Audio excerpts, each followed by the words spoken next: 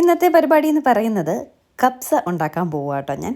അപ്പോൾ ഇതിന് മുന്നേ ഞാൻ മന്തി ഉണ്ടാക്കിയിട്ടുണ്ട്. സൂപ്പർ ടേസ്റ്റ് ആയിരുന്നു കേട്ടോ. അതിൻ്റെ റെസിപ്പി ലിങ്ക് ഞാൻ കൊടുത്തേക്കാവേ. ഞാൻ അത് വീഡിയോ ഇട്ടിട്ടുണ്ടായിരുന്നു. അപ്പോൾ ഇന്നിപ്പോൾ പരീക്ഷണം കപ്സയാണ്. പക്ഷേ അത് കപ്സ ആവുമെന്ന് എനിക്ക് തോന്നുന്നില്ല. കാരണം എന്തെന്ന് വെച്ചാൽ കഴിഞ്ഞ ദിവസം ദീപ ചേച്ചി പറഞ്ഞു എന്നൊക്കെ പറഞ്ഞിട്ട് ഗ്രില്ല് ചെയ്യാൻ നമ്മൾ കുറച്ച് ചിക്കൻ മേടിച്ചിട്ടുണ്ടായിരുന്നില്ലേ. ആ ചിക്കൻ ഞാൻ ഗ്രില്ല് ചെയ്യാൻ വേണ്ടിയിട്ടുള്ള മസാല എല്ലാം പുരട്ടി വെച്ചിരിക്കുകയാണ്. അപ്പോൾ ആ മസാലയെല്ലാം ആക്ച്വലി കപ്സയ്ക്ക് വേണ്ടത്. അതിൽ മസാലയും മുളക് പൊടിയും തൈരും നാരങ്ങയൊക്കെ ഒഴിച്ചിട്ടാണ് ഞാൻ പുരട്ടി വെച്ചിട്ടുള്ളത്. നമ്മൾ കപ്സ ഉണ്ടാക്കാൻ പോയി തൈരും നാരങ്ങയും മുളക് പൊടിയൊന്നും അങ്ങനെ ഇടാറില്ല കേട്ടോ. മുളക് പൊടി ഇട്ടാലും കുഴപ്പമില്ല.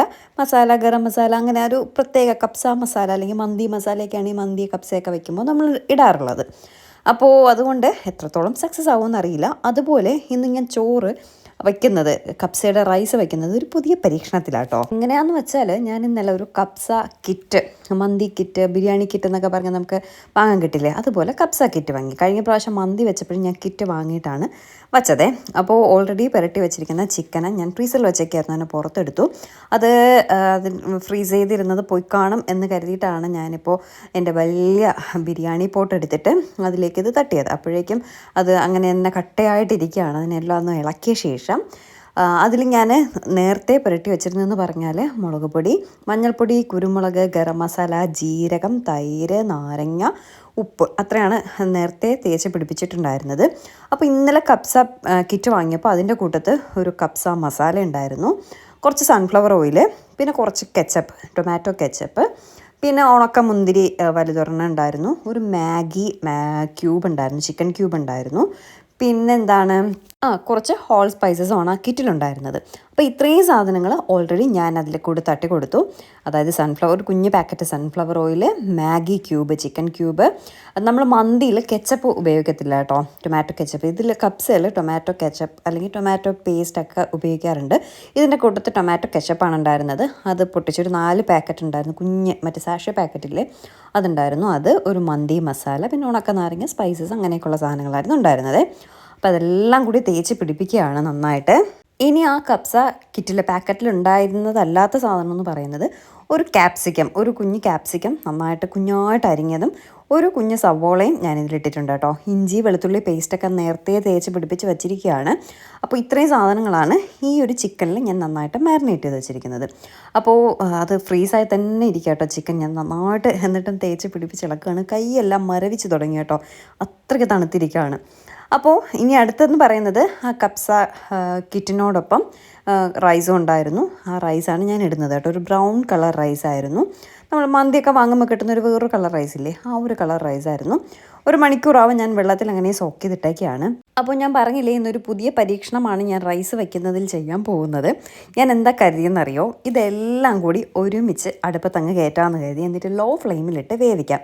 വെള്ളമൊന്നും ഒഴിക്കാണ്ട് ആ ചിക്കൻ്റെ വെള്ളത്തിൽ അങ്ങനെ വേവുന്നെങ്കിൽ വേവട്ടെ എന്നുള്ളൊരു പ്ലാനിങ്ങിലാണ്. ഒരു തുള്ളി വെള്ളം പോലും ഒഴിക്കാണ്ട് ഞാനിപ്പോൾ പരിപാടി ചെയ്യാൻ പോകുന്നത്. എന്താവും എന്ന് എനിക്കറിയില്ല. ഫസ്റ്റ് ടൈം ഒരു പരീക്ഷണം. ഇന്ന് വരെ ഞാൻ അങ്ങനെ ആരും പരീക്ഷിച്ചതും കണ്ടിട്ടില്ല. ഇതെൻ്റേതായ എൻ്റെ മാത്രം പരീക്ഷണമാണ് കേട്ടോ. അതിൻ്റെ മുകളിൽ കുറച്ച് ക്യാരറ്റ് ഞാനിങ്ങനെ കുറച്ച് കട്ടിക്ക് ഇങ്ങനെ അരിഞ്ഞിട്ടിട്ടുണ്ട്. ഒരു 2 പച്ചമുളകും, ഒരു സാമ്പാർ മുളകും, മറ്റേ പൊന്തൻ മുളകെന്ന് പറയില്ല അതും, പിന്നെ ആ കപ്സ കിറ്റിനോടൊപ്പം കുറച്ച് മുന്തിരി, ഉണക്കമുന്തിരി ഉണ്ടായിരുന്നു, ഉണക്കമുന്തിരി, അഡീഷണൽ കുറച്ച് കുരുമുളക് കൂടി ഞാൻ അതിൻ്റെ മുകളിലേക്ക് ഇട്ടിട്ട് മൂടി വെച്ച് അടുപ്പത്ത് കയറ്റുക കേട്ടോ. സിമ്മിലിടുമ്പോൾ ചിക്കൻ്റെ വെള്ളമെല്ലാം ഇങ്ങനെ ഊറി വരും. ആ വെള്ളത്തിൽ കിടന്നിട്ട് ആ ആവിയിലൊക്കെ കിടന്നിട്ട് റൈസ് വേവുമോ എന്നുള്ളൊരു പരീക്ഷണത്തിലാണ് ഞാനിപ്പോൾ. അപ്പോൾ അങ്ങനെ വേവുമോ ഇല്ലയോ എന്നുള്ളത് നിങ്ങൾക്ക് ഞാൻ പറഞ്ഞു തരാം. അങ്ങനെ ഫ്ലെയിം ഓൺ ചെയ്തു. ആദ്യം ഹൈ ഫ്ലെയിമിൽ വച്ചു. ഒന്ന് ചൂടായി എന്ന് മനസ്സിലാക്കിയപ്പോൾ ലോ ഫ്ലെയിമിൽ വെച്ചേ. ഇന്നത്തെ ബ്രേക്ക്ഫാസ്റ്റ് ഗോതമ്പ് ദോശയാണ്. പിന്നെ എനിക്ക് ഈ മന്തി കപ്സ ഇതിനോടൊന്നും വലിയ താല്പര്യമില്ല. കഴിക്കില്ല എന്നല്ല, താല്പര്യമില്ല. എനിക്ക് ബിരിയാണി, ഒരുപാട് മസാലയൊക്കെയുള്ള ബിരിയാണിയാണ് ഇഷ്ടം. വേദയ്ക്ക് ഇങ്ങനെ ഒരുപാട് മസാല ഇഷ്ടമല്ല. അതുകൊണ്ടാണെന്ന് തോന്നുന്നു വേദയ്ക്ക് മന്തിയൊക്കെ ഭയങ്കര ഫേവറേറ്റ് ആട്ടോ. അപ്പോൾ വേദയ്ക്ക് വേണ്ടിയിട്ടാണ് ഇന്നും മന്തി ഉണ്ടാക്കാൻ നിന്നിട്ടാണ് കപ്സയിലേക്ക് മാറ്റിയത്. അവിടെ കയറിയപ്പോൾ കപ്സ കിറ്റ് കണ്ടു. അങ്ങനെയാണ് കപ്സ എടുത്തിട്ട് കപ്സ ഉണ്ടാക്കാമെന്ന് കരുതിയത്. പുറത്ത് നല്ല മഴ. ഈ മഴയത്ത് ചൂട് മന്തിയൊക്കെ കഴിച്ചിരിക്കാൻ അതൊരു വേറൊരു ഫീല് തന്നെയല്ലേ. എൻ്റെ മാവിൽ നോക്കിയാൽ നിറയെ മാങ്ങയൊക്കെ നിൽപ്പുണ്ടേ. അപ്പോൾ ഇന്ന് രാവിലെ കുറച്ച് സമയം ഇങ്ങനെ മഴയൊക്കെ പെയ്ത് നിന്നിട്ട് പിന്നീട് അധികം മഴ ഉണ്ടായിരുന്നില്ല, നല്ല മഴക്കാർ മാത്രമേ ഉണ്ടായിരുന്നുള്ളൂ. മഴ അധികം നമ്മുടെ സൈഡിലോട്ടൊന്നും പെയ്തിട്ടുണ്ടായിരുന്നില്ല. ഞാൻ കഴിഞ്ഞ ദിവസം മഴ ഇല്ല എന്ന് പറഞ്ഞിട്ടൊരു വീഡിയോ പോസ്റ്റ് ചെയ്തിട്ടുണ്ടായിരുന്നു, ഒരു ഫോട്ടോ. അതിൻ്റെ താഴെ ഒരുപാട് പേര് കമൻറ്റ് ചെയ്തിരിക്കണു, മഴയുണ്ട്, ഇയാൾ ഇവിടെ നിന്നല്ലേ, ഈ നാട്ടിലൊന്നും അല്ലേ ജീവിക്കണമെന്നൊക്കെ ചോദിച്ചിട്ട് ഒരുപാട് കമൻറ്റ് കണ്ടേ. അത് എന്നിട്ട പോസ്റ്റാണെന്ന് നോക്കിയിട്ട് വേണം അതിൻ്റെ താഴെ കമൻറ്റ് ചെയ്യാൻ. അല്ലാണ്ട് ഇന്നിട്ട പോസ്റ്റല്ല, അത് ശ്രദ്ധിച്ചിട്ട് കമൻറ്റ് ചെയ്യാം. ഓക്കെ, ഇതിപ്പോൾ ഞാൻ കുറച്ച് പുതിനയില നട്ടിട്ടുണ്ടായിരുന്നേ. ഒരു 2-3 കമ്പെടുത്ത് വെറുതെ കുത്തി വെച്ചതാണ്. കഴിഞ്ഞതിന് നിറയെ ഞാൻ കുത്തിവെച്ച് നിറയെ പൊടിച്ച് നിന്നിട്ട് അതെല്ലാം അങ്ങ് ചീത്തയായിപ്പോയേ. ഇത് വീണ്ടും ഞാൻ നട്ട് വെച്ചത്, അത് 2-3 നട്ട് വെച്ചത് അങ്ങ് പൊടിച്ച് നിൽക്കുകയാണ്. അപ്പോൾ ഇന്നലെ നമ്മൾ പാരഗണിൽ പോയി കഴിച്ചപ്പോൾ വേദയ്ക്ക് അവിടുത്തെ മിൻറ്റ് ചട്നി ഭയങ്കരമായിട്ട് ഇഷ്ടമായി. മന്തിയും മിൻറ്റ് ചമ്മന്തിയും ഒരു കോമ്പിനേഷനും ഇല്ല, പക്ഷേ ഞാൻ കരുതി അവൾക്ക് ഇഷ്ടമായില്ലേ, ഞാൻ എന്തായാലും മയണൈസൊന്നും ഉണ്ടാക്കുന്നില്ല. സോറി, മന്തി അല്ലല്ലോ, കപ്സ ആയാലും അതിൻ്റെ കൂട്ടത്ത് മയണൈസൊക്കെ ആയിരിക്കും കോമ്പിനേഷൻ അല്ലേ. അപ്പോൾ ഞാൻ ഇന്നിപ്പോൾ മയണൈസൊന്നും ഉണ്ടാക്കണില്ല. എനിക്ക് സൺഫ്ലവർ ഓയിൽ കാണുമ്പോഴേ ദേഷ്യമാണ്. പിന്നെ മുട്ടയൊക്കെ ചേർത്തിട്ട് എന്തോ എനിക്ക് ഇന്നിപ്പോൾ മയണൈസ് ഉണ്ടാക്കാൻ തോന്നിയില്ല. അപ്പം ഞാൻ കരുതി മിൻറ്റ് ചട്നിയും പിന്നെ ഒരു സാലഡ്, നമ്മുടെ ബിരിയാണിക്കൊക്കെ കിട്ടുമ്പോഴത്തെ ഒരു സാലഡും ഉണ്ടാക്കാമെന്ന് കരുതി. വേണമെങ്കിൽ പിള്ളേർ കഴിക്കട്ടെ, അല്ലെങ്കിൽ വേണ്ട. അപ്പോൾ ഇന്നത്തെ എൻ്റെ ഐഡിയ എന്ന് പറയുന്നത്, അമ്മൂനും തേനൂനും ഒക്കെ ലഞ്ച് ഇന്ന് ഇവിടെ നിന്ന് കൊടുക്കാമെന്നാണ് കരുതുന്നത്. കാരണം വെക്കേഷനൊക്കെ ആയിട്ട് വേദയുടെ ഫ്രണ്ട്സ് അതർവയും വേദികയൊക്കെ വന്നപ്പോൾ അന്ന് ബിരിയാണി വെച്ചു. അന്ന് തേനും അമ്മു ആരും ഉണ്ടായിരുന്നില്ല. അപ്പോൾ അവർക്കൊന്നും കൊടുക്കാൻ പറ്റിയില്ല. ഇവർക്ക് ഈ വെക്കേഷനായിട്ടൊന്നും ഞാൻ ഉണ്ടാക്കിയൊന്നും കൊടുത്തില്ല. അപ്പോൾ ഇന്നിപ്പോൾ അങ്ങനെ കൊടുക്കാം എന്നുള്ളൊരു പ്ലാനായിരുന്നു. പക്ഷേ അമ്മു ഇന്ന് എന്തോ ഡാൻസ് ക്ലാസ്സിനൊക്കെ പോയിട്ട് അവൾ അമ്മയുടെ അടുത്ത് പോവും, പിന്നെ ഉണ്ടാവില്ല എന്നൊക്കെ ഇങ്ങനെ അമ്മുവിനെ വിളിക്കാൻ വേദ ചെന്നപ്പോൾ പറഞ്ഞു. അപ്പോൾ അമ്മു ഇല്ല. തേനു രാവിലെ തന്നെ എത്തിയിട്ടുണ്ട്. ദിയേം അപ്പുറത്തില്ല കേട്ടോ. അവരും ഇവിടെ വെക്കേഷനൊക്കെ അല്ലേ, എല്ലാവരും കറങ്ങി നടക്കുകയാണ്.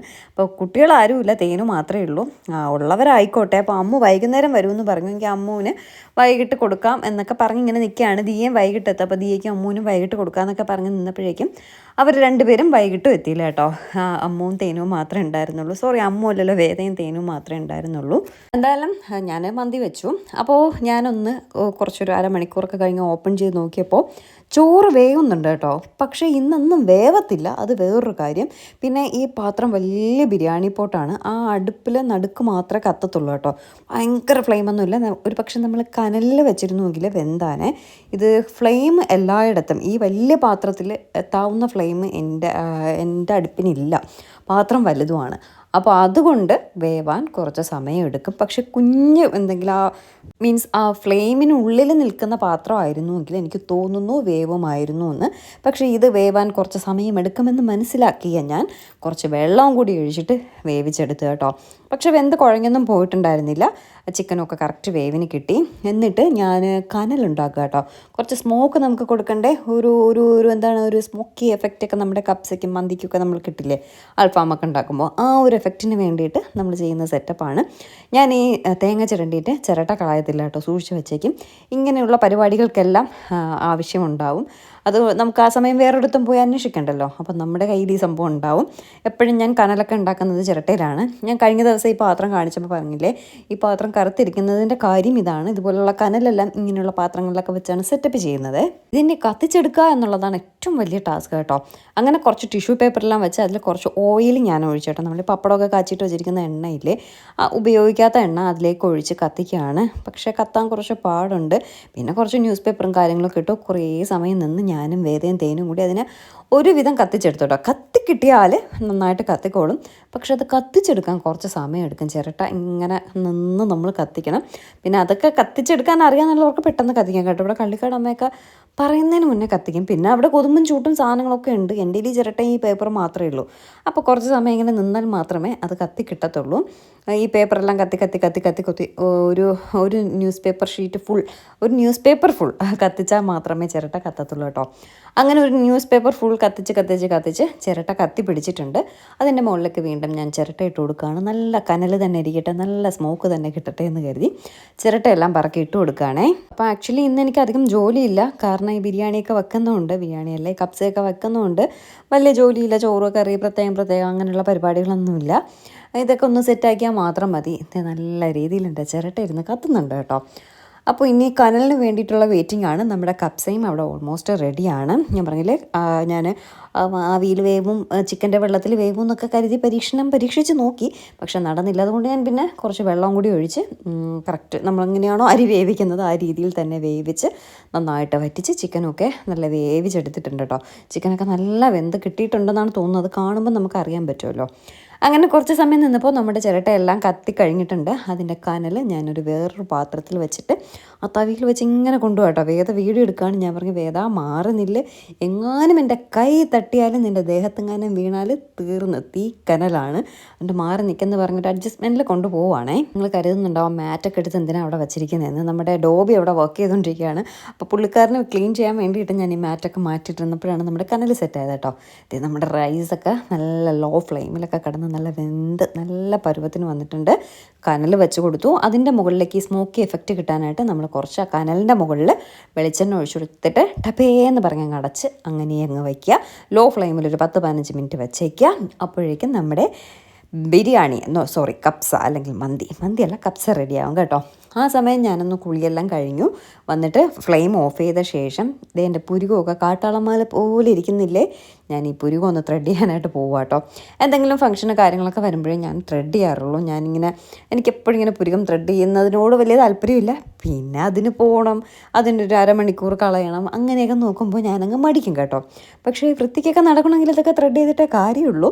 എന്തായാലും ഇന്നിപ്പോൾ കുറച്ച് വൃത്തിക്ക് നടക്കാൻ നേരം ഞാൻ ത്രെഡ് ചെയ്യാനായിട്ട് പോവുകയാണ്.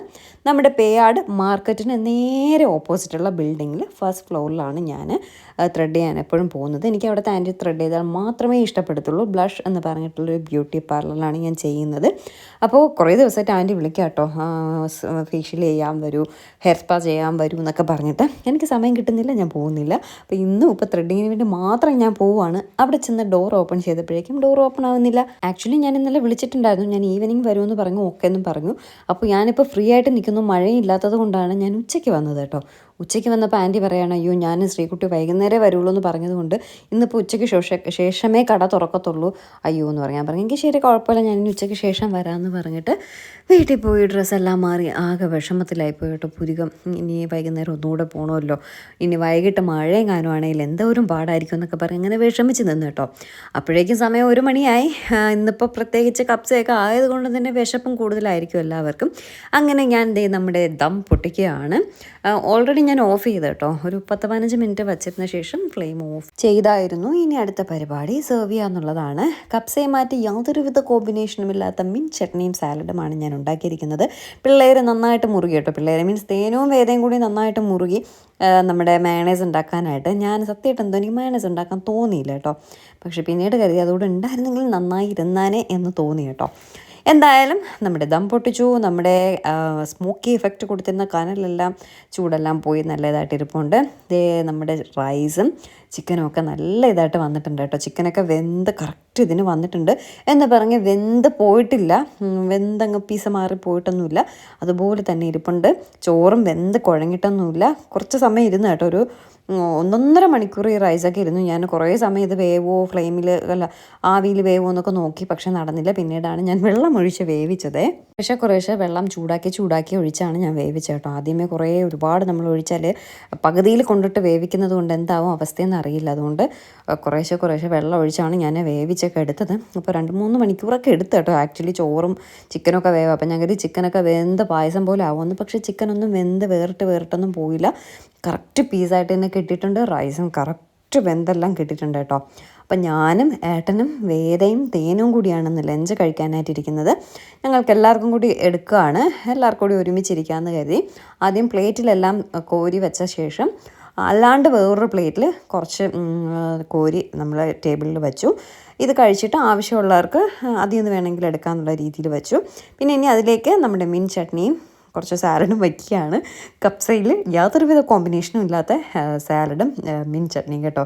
എങ്ങനെ വേണോ നമുക്ക് കഴിക്കാം, നമ്മുടെ ഇഷ്ടത്തിന് കഴിക്കാം. അതിനിപ്പോൾ എങ്ങനെ തന്നെ വേണം, മയണൈസ് തന്നെ വേണമെന്ന് ഒരു നിർബന്ധമില്ല കേട്ടോ. വേണ്ടെങ്കിൽ കഴിക്കാൻ വേണ്ട. ഇവിടെ പഴംപൊരിയും ബീഫും കഴിക്കുന്നു, പിന്നെ അല്ലേ കപ്സയും സാലഡും. ഞാൻ പറഞ്ഞില്ലേ, കഴിക്കുന്നവർക്ക് എങ്ങനെ വേണോ കഴിക്കാം, അതിനൊന്നും ഒരു വിഷയവും ഇല്ല കേട്ടോ. അപ്പോൾ എന്തായാലും നമ്മളെല്ലാം പ്ലേറ്റിൽ സെർവ് ചെയ്തെടുത്തിട്ടുണ്ട്. ഒരു ജ്യൂസ് കൂടെ ആവാം, പക്ഷേ വേറെ ജ്യൂസൊക്കെ ഉണ്ടാക്കാമെന്നൊക്കെ പറഞ്ഞ് നിന്നതാണ്. പക്ഷേ എനിക്ക് ഇന്നലെ മുതൽ തൊണ്ടയിൽ ചെറിയൊരു കേഷ് മഴയും ഒക്കെ നനഞ്ഞാൽ എനിക്ക് വലിയ പ്രശ്നങ്ങളില്ല എന്നുള്ള അഹങ്കാരത്തിൽ ഇന്നലെ ചെറുതായിട്ട് തേനുവിൻ്റെ അമ്മൂമ്മയെ കാണാനായിട്ട് ഞാൻ വീടിൻ്റെ അങ്ങോട്ടേക്ക് പോയി നിന്നു കേട്ടോ. അപ്പോൾ ചെറുതായിട്ട് 1-2 ഡ്രോപ്സ് തലയിൽ വീണു. എനിക്ക് സാധാരണഗതിയിൽ അങ്ങനെ പ്രശ്നം വരുന്നതല്ല, പക്ഷേ ഇപ്പോൾ തൊണ്ടയിൽ കിച്ച് തൊണ്ട വേദനയായിട്ടില്ല, ചെറിയൊരു വൈക്ലപ്യം കേട്ടോ. അതുകൊണ്ട് ജ്യൂസൊന്നും ഉണ്ടാക്കിയില്ല, ചൂടുവെള്ളത്തിൻ്റെ കളിയാണ്. അങ്ങനെ ചോറ് കഴിക്കുകയാണ്. ചോറ് നല്ല ടേസ്റ്റ് ഉണ്ട് കേട്ടോ. കപ്സരൊക്കെ ഒരു ടേസ്റ്റ് ഉണ്ട്. പിന്നെ നമ്മൾ ആ ചിക്കൻ ഓൾറെഡി ഗ്രില്ലിന് മസാല പുരട്ടി വെച്ചിരുന്നതിൽ അതുകൊണ്ടൊരു കറക്റ്റ് കപ്സ എന്ന് ഞാൻ പറയില്ല, ഒരു ബിരിയാണി കപ്സ ഒക്കെ ഒരു മിക്സഡ് ടേസ്റ്റ്. പക്ഷേ എവിടെയൊക്കെയോ ഒരു കപ്സയുടെ ടേസ്റ്റ് ഉണ്ട് കേട്ടോ. ചിക്കൻ നമ്മൾ മാരിനേറ്റ് ചെയ്ത് വെച്ചിരുന്നതിൻ്റെ ഒരു ടേസ്റ്റാണ് വേറൊരു ടേസ്റ്റായിട്ട് നിൽക്കുന്നത്. റൈസൊക്കെ നല്ല കപ്സയുടെ ആ ഒരു ഫീലുണ്ട്. ആ സ്മോക്കി എഫക്റ്റ് അടിപൊളിയായിട്ട് വന്നിട്ടുണ്ട് കേട്ടോ. കാര്യമായിട്ട് ഞാൻ സ്മോക്ക് ഇട്ടിട്ടുണ്ടായിരുന്നു, അത് കാര്യമായിട്ട് റൈസിൽ അറിയാനും ഉണ്ട്. പിന്നെ ഈ കപ്സ നമ്മുടെ സാലഡുമായിട്ട് കൂട്ടി കഴിച്ചപ്പോഴേക്കും അസലായിട്ട് ബിരിയാണി കഴിക്കുന്ന ഒരു ടേസ്റ്റ് ഉണ്ടായിരുന്നു കേട്ടോ. സാലഡുമായിട്ട് കഴിച്ചപ്പോഴേ, അല്ലാണ്ട് കഴിക്കുമ്പോൾ നമുക്കൊരു മന്തിയോ കപ്സയോ എന്തൊക്കെയോ ഒരു മിക്സ് ചെയ്തൊരു ടേസ്റ്റ് കിട്ടുന്നുണ്ട്. പക്ഷേ സാലഡ് കൂട്ടി കഴിച്ചപ്പോൾ കറക്റ്റ് ബിരിയാണിയുടെ ടേസ്റ്റ് ആയിരുന്നു. അങ്ങനെ 2 ടേസ്റ്റിലാണ് ഇന്നത്തെ കപ്സ കഴിച്ചത്. എന്തായാലും വേദയ്ക്കും തേനുവിനും ഇഷ്ടമായ കേട്ടോ. ഒരു മയണൈസ്ഡ് ഉണ്ടായിരുന്നെങ്കിൽ അവർക്ക് കിടിലായിട്ട് ഇഷ്ടമായേനെ. അപ്പോൾ കപ്സ അല്ലാണ്ട് എങ്ങനെയാണ് കറക്റ്റ് വയ്ക്കുന്നതെന്ന് നമുക്ക് വേറൊരു വീഡിയോ ചെയ്യാം. ഇതിപ്പോൾ ഞാൻ ആക്ച്വലി എനിക്ക് വീഡിയോ എടുക്കണമെന്നുണ്ടായിരുന്നു, പക്ഷേ നമ്മൾ ഓൾറെഡി ചിക്കനൊക്കെ ഇങ്ങനെ മാരിനേറ്റ് ചെയ്ത് വെച്ചത് കൊണ്ട് ഇങ്ങനെയല്ല നമ്മൾ ശരിക്കും കപ്സയ്ക്ക് മാരിനേറ്റ് ചെയ്യേണ്ടത്. അതുകൊണ്ടാണ് പിന്നെ ഞാൻ ഇങ്ങനൊരു തട്ടിക്കൂട്ട് വീഡിയോ ആയിട്ട് ചെയ്തത്. നമുക്കൊരു നല്ല വീഡിയോ ആയിട്ട് വേറൊരു ദിവസം ചെയ്യാം. അങ്ങനെ ഭക്ഷണം എല്ലാം കഴിച്ച് കഴിഞ്ഞ ശേഷം ഞങ്ങൾ ഡാൻസ് ക്ലാസ്സിന് പോയി. ഡാൻസ് ക്ലാസ്സിന് പോയിട്ട് തിരിച്ച് വന്നു. അതിൻ്റെ വീഡിയോസൊന്നും ഞാൻ എടുത്തില്ല. എപ്പോഴും നമ്മൾ ഡാൻസ് ക്ലാസ്സിനൊക്കെ പോകുന്നത് നിങ്ങൾ കാണുന്നതല്ലേ, അതുകൊണ്ട് അതിനെപ്പറ്റിയൊന്നും കൂടുതൽ എടുത്തില്ല. എന്തായാലും ഞാനും തേനും വേദയൊക്കെ നന്നായിട്ട് കഴിച്ചു. അമ്മൂം തീയുണ്ടായിരുന്നില്ല, അവർ വൈകുന്നേരം വന്നിട്ടുണ്ടായിരുന്നില്ല കേട്ടോ, അതുകൊണ്ട് അവർക്ക് കൊടുക്കാൻ പറ്റിയില്ല.